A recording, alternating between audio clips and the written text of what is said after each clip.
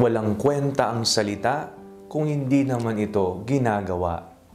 Ako po si Father Fiel Pareha at ito po ang ating segment, ang Daily Devotion, na kung saan tayo po ay magdarasal, magbabasa at magninilay kasama ng salita ng Diyos sa buong taon.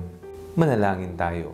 Sa ngalan ng Ama, ng Anak at ng Espiritu Santo. Amen.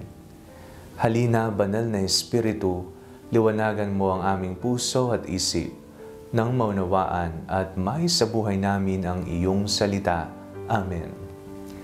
Our Bible passage for today is from the Gospel of St. Luke chapter 8, verses 19 to 21, and I read it for you. Then his mother and his brothers came to him, but they could not reach him because of the crowd. And he was told, "Your mother and your brothers are standing outside, wanting to see you." But he said to them, "My mother and my brothers are those who hear the word of God and do it." Alam niyo po, isa po sa kinaiinisan po natin ay ang makakita tayo ng isang tao na puro mabulaklak ang salita, mayabang kung magsalita, bida-bida kung magsalita, pero alam naman natin na hindi niya ito ginagawa. Tunay po, nakakainis po kapag tayo ay nakakakita at nakakasalamuha ng mga taong ganito. Isa pong malaking hamon sa atin, lalo na po tayong mga tagasunod ni Kristo, na isabuhay kung anuman ang ating napakinggang salita na nanggaling sa salita ng Diyos. Sapagkat ang salita ng Diyos ay buhay, nagbibigay buhay sa ating lahat. Ang salita ng Diyos ang nagbibigay lakas sa atin. Ang salita ng Diyos ang siyang nagbibigay gabay upang matuntun natin ang landas patungo sa kabanalan.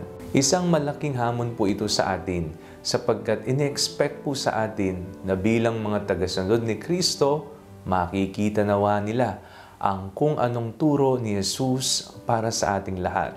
Maging tapat sa salita, maging tapat din sa gawa. Kung tayo ay mayroong isang salita, mayroong palabra de honor, meron din sana tayong isang gawa. Isang gawa na naayon sa ating pinaniniwalaang salita. Si Jesus ang salita ng Diyos na nagkatawang tao. Siya ay nakipamayan sa atin. Ipinamalas niya ang pagmamahal at awa ng Ama. Ipinakilala niya sa atin ang isang butihing Ama na nasa langit na patuloy na gumagabay at nagbubuhos ng mga biyayang kinakailangan natin. Sa buhay ni Kristo, napakinggan natin ang salita na nagbibigay buhay. Siya ang buhay, siya ang daan, siya ang katotohanan.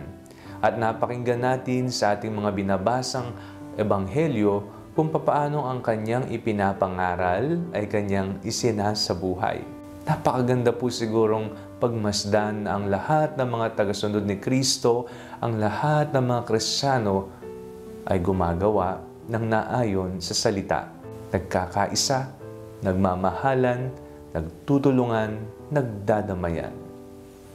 Manalangin tayo.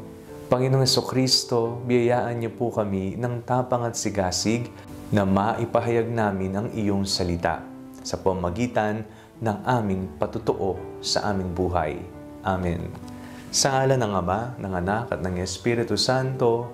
Amen. Huwag po ninyong kalimutang i-like ang video ito, mag-comment po kayo and share it with your family and friends. Ang Panalangin Bago Matulog ay may sariling Facebook page na po.